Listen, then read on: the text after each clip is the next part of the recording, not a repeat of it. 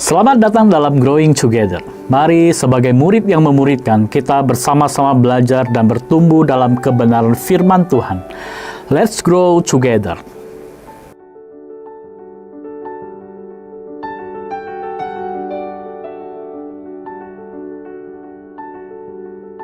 Saudara-saudara, pada hari ini kita akan merenungkan tentang sikap congkak dan sombong. Berhubungan dengan sikap congkak dan sombong, seorang penulis bernama McKinley William III di dalam bukunya berjudul Seven Deadly Sin atau 7 dosa mematikan menyatakan bahwa kesombongan ialah upaya manusia menempatkan dirinya sejajar dengan Allah, sehingga membuat mereka merasa mampu menghadapi banyak hal seorang diri. Oleh sebab itu, mereka menolak untuk bergantung kepada Tuhan.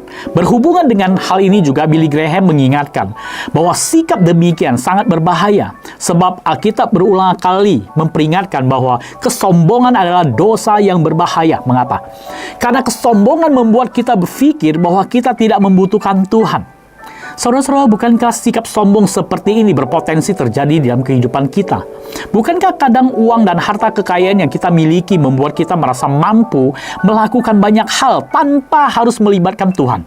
Bukankah kadang kita juga merasa bahwa kedudukan dan kekuasaan yang kita miliki memberikan ketenangan dan kesenangan tanpa harus meminta kepada Tuhan?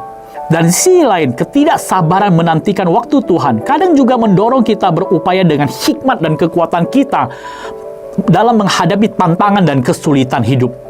McKinley William dan Billy Graham mengingatkan bahwa sikap seperti itu ialah sikap yang sombong, dan itu berbahaya. Saudara-saudara, karena berbahaya, perenungan firman Tuhan hari ini mengingatkan orang Kristen untuk tidak hidup congkak dan sombong. Hal ini akan kita renungkan melalui Yesaya pasal 2 ayat 11-12. Mari kita renungkan bersama-sama. Saudara-saudara, Yesaya pasal 2 ayat 11-12 menulis, "Manusia yang sombong akan direndahkan, dan orang yang angkuh akan ditundukkan, dan hanya Tuhan sajalah yang maha tinggi pada hari itu. Sebab Tuhan semesta alam menetapkan suatu hari untuk menghukum semua yang congkak dan angkuh, serta menghukum semua yang meninggikan diri." Saudara-saudara, siapakah orang congkak dan sombong yang sedang dibahas dalam Yesaya pasal 2 ayat 11-12 ini? Saudara-saudara, sebelumnya patut untuk kita ketahui bahwa penglihatan di pasal 2 ini didapatkan Yesaya sebelum kerajaan Yehuda di Yerusalem diperangi dan dihancurkan oleh Babel. Pada pembukaan pasal 2 memperjelas bahwa penglihatan yang disampaikan kepada Yesaya adalah tentang Yehuda dan Yerusalem. Penglihatan ini merupakan pesan kepada orang Yehuda untuk menyadari akan dosa, kecongkakan, dan kesombongan mereka. Jadi orang congkak dan sombong yang sedang dibahas Yesaya adalah orang Yehuda. Mungkin kita akan bertanya-tanya, apa yang orang Yehuda lakukan sehingga jatuh dalam dosa, kecongkakan, dan kesombongan? Nabi Yesaya memaparkannya di ayat 6-8, di mana orang Yehuda telah berpaling dari Allah dengan melakukan hal-hal yang bertentangan dengan kehendak Tuhan.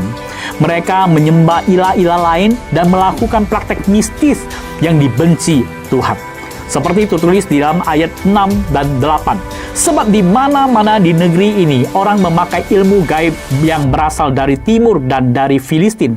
Di mana-mana ada berhala dan mereka menyembah patung buatan mereka sendiri. Dan selain itu, mereka tidak lagi menyandarkan hidup kepada Tuhan sebagai sumber berkat dan pemelihara mereka, tetapi kepada harta, kekayaan, dan kekuatan militer yang mereka miliki." Di ayat 7 menuliskan kondisi itu, "Negerinya penuh perak dan emas, dan harta bendanya tidak terhingga. Kudanya amat banyak, dan keretanya tidak terhitung jumlahnya." Saudara-saudara, dari pemaparan di atas menunjukkan bahwa kecongkakan dan kesombongan yang dilakukan orang Yehuda adalah melupakan kebesaran Tuhan yang telah menjaga dan melindungi mereka sejak nenek moyang mereka keluar dari tanah Mesir sampai ke tanah Kanaan. Dan masih banyak hal-hal besar yang telah dilakukan oleh Tuhan bagi mereka, tetapi mereka melupakannya dengan berpaling menyembah kepada ilah-ilah lain dan mengandalkan kekuatan manusia. Dan Nabi Yesaya juga menyampaikan bahwa konsekuensi dari kecongkakan dan kesombongan mereka yang membuat Tuhan murka dan menghukum mereka. Murka Tuhan terekspresi melalui hal-hal yang akan dilakukannya. Yehuda akan dibuang, Yehuda akan ditundukkan dan direndahkan, dan semua berhala dan yang disombongkan manusia akan dihancurkan. Di saat itu Tuhan akan menunjukkan kedahsyatan dan kuasanya kepada Yehuda. Tuhan akan menyatakan bahwa hanya Dia sendiri yang agung dan maha kuasa. Hanya Dia saja yang layak disembah dan ditinggikan. Dan Nabi Yesaya mengingatkan bahwa dosa, kecongkakan, dan kesombongan mereka tidak akan diampuni. Dan sebaliknya, orang-orang Yehuda akan dihukum Allah. Saudara-saudara, dari teguran atas kecongkakan dan kesombongan orang Yehuda mengingatkan dan memperingati setiap orang Kristen untuk berhati-hati dalam menjalani hidup di dalam dunia. Banyak hal dan kondisi yang berpotensi membawa kita jatuh ke dalam dosa, kecongkakan, dan kesombongan.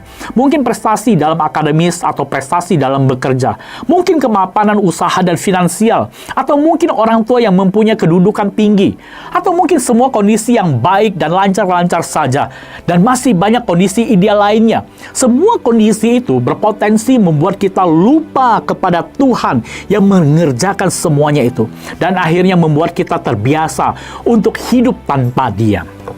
Tetapi saudara-saudara, ingatlah, jangan lupa akan firman Tuhan hari ini. Alkitab menyatakan bahwa Tuhan membenci orang congkak dan sombong. Tuhan akan menghukum mereka dan tidak akan mengampuninya. Saudara-saudara, sikap congkak dan sombong sangat berbahaya karena mendatangkan konsekuensi, yaitu penghukuman Tuhan. Oleh sebab itu, mari belajarlah dari nubuat Nabi Yesaya yang mengingatkan untuk tidak mengandalkan semua hal di luar Tuhan. Tuhan ingin kita terus mendekatkan diri dan bersandar kepadanya. Dia ingin kita menjadikan dirinya sebagai sumber pengharapan dan pertolongan dalam setiap keadaan kita. Hanya berharap dan hidup di dalam Dia. Saudara-saudara, kehidupan seperti inilah yang dikehendaki Tuhan. Wujud dari kerendahan hati kita yang mendatangkan berkat Tuhan. Seperti yang ditulis oleh Rasul Yakobus di Yakobus pasal 4 ayat 10. Rendahkanlah dirimu di hadapan Tuhan, maka Ia akan meninggikan kamu. Mari saudara-saudara, jauhilah kecongkakan dan kesombongan, dan rendahkanlah hati di hadapan Tuhan. Maka Tuhan akan memberkati hidup kita. Amin. Soli Deo Gloria.